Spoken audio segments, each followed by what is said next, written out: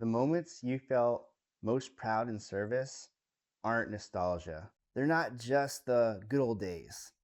They're the breadcrumbs to who you're becoming. In the last video, we talked about the three pillars that military built for you: identity, purpose, belonging, and how separation stripped them all away. Today, we start rebuilding the first pillar, identity.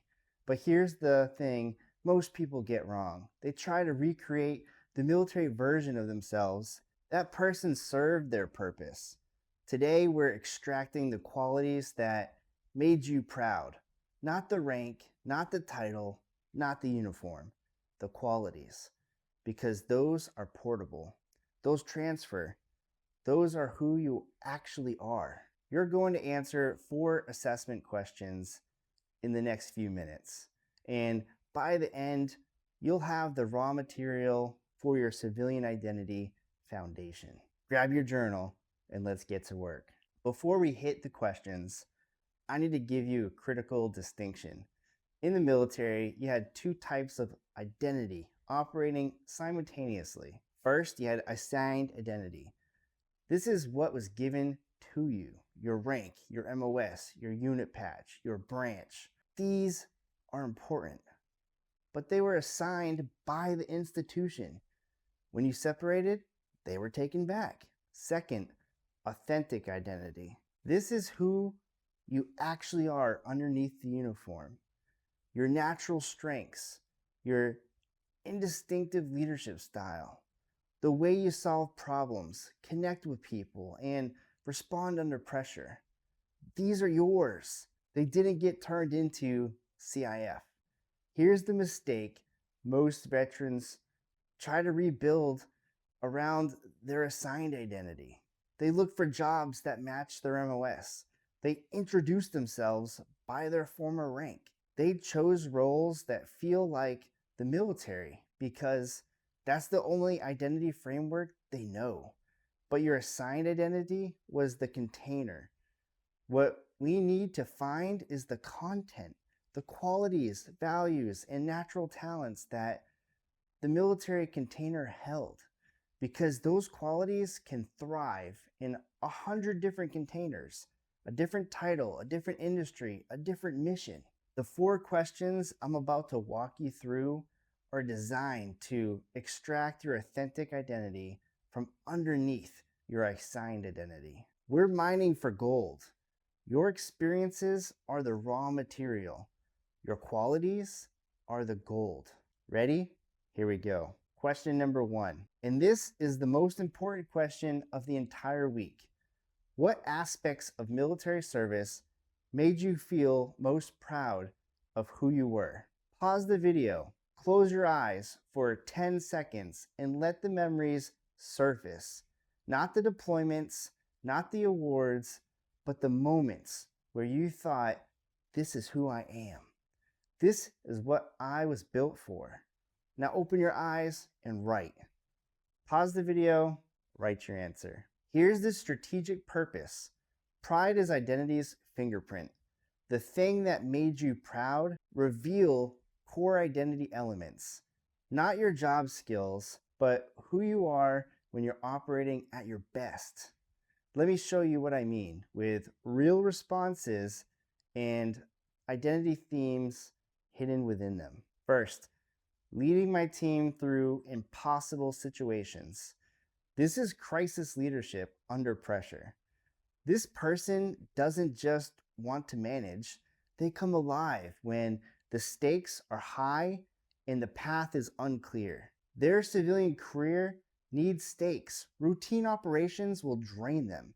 They need roles where problems are urgent, complex, and consequential. Emergency management, turnaround leadership, high growth startups, crisis consulting. 2, being the person who you could count on no matter what. This is reliability and trust building. So this person's identity is built around being the rock, the steady hand, the one who doesn't flinch. Their civilian career needs trust-based relationships. They'll thrive in roles where their consistency and dependability are the product. project management, client success, counseling, coaching, program management. 3, mastering complex technical skills that saved lives. This is technical excellence with stakes. This person doesn't just want technical work, they need to know their skill matters, that lives, outcomes, and missions depend on their precision. Their civilian career needs consequential expertise. Cybersecurity, medical technology, infrastructure engineering, quality assurance in high stakes environments. 4, being part of something bigger than myself. This is collective purpose and mission alignment. This person's identity is tied to contribution, not individual achievement. They'll wither in purely individual contributor roles. They need organizations with clear, compelling mission. Nonprofits, mission-driven companies, government services, social enterprises, veteran service organizations. Now look at your answer. What's the identity quality hiding inside your pride? Not the what, the why. What quality does your pride reveal? Question 2. Describe a time when your work felt completely effortless and energizing, when you lost track of time because you were so engaged. What specifically were you doing in those moments? Pause the video, write down your answer. Look, flow state reveals your natural operating zone. When work feels effortless, you're aligned with your authentic identity. When it feels like pushing a boulder uphill, you're fighting against your nature. If your flow state was leading a team through crisis, you're a situational leader. You need dynamic environments. If it was analyzing data to crack a problem, you're an analytical problem solver. You need complex puzzles. If it was mentoring someone to breakthrough, you're a developer of people. You need roles centered on growth. The overlap between your pride answer and your flow state answer, that's your identity sweet spot. Circle it. Question 3. Think of a project or activity, work or personal, where you felt most alive and authentic. What was the context and what made it feel so right? Pause the video, write your answer. This question goes deeper than flow state. Flow is about doing. Feeling alive is about being. It's the moment where your actions, values, and environment were all aligned, where you weren't performing a role, you were being yourself. Pay attention to the context of your answer, not just the activity. Who were you with? What was the environment? What was at stake? These contextual clues tell you what conditions your authentic identity needs to thrive. Last question for today. When have you received compliments that surprised you because the thing felt natural and easy to you? Pause the video, write down this answer. This is perhaps the most powerful identity question in the entire assessment, because the things that feel natural and easy to you, that you don't even consider special, are often the greatest strengths. Psychologists call this unconscious competence. I call it your invisible talent. Here are some examples. You made that complex presentation so clear. You're a translator of complexity. You have a gift for calming people down. You're a stabilizing presence. You see connections others miss.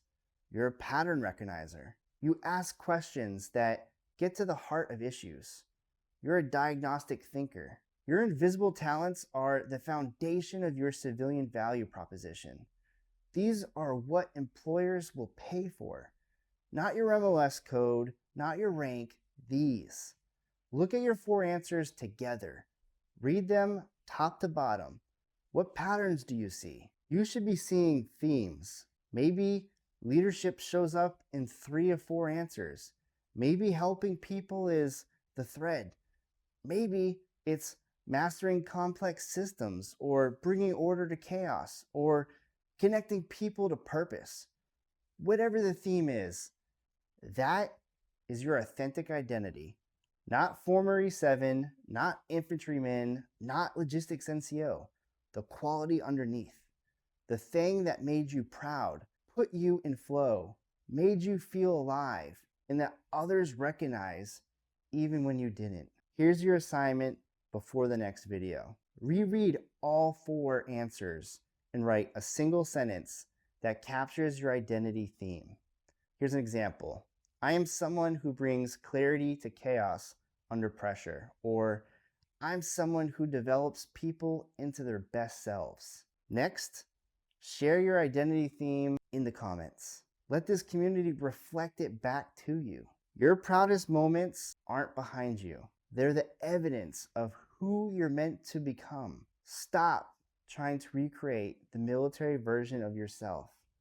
Start building the next version, the one that carries forward everything that you made great. Next video, we flip this. We look at what you don't miss about military life, because what you're ready to leave behind is just as important as what you're carrying forward.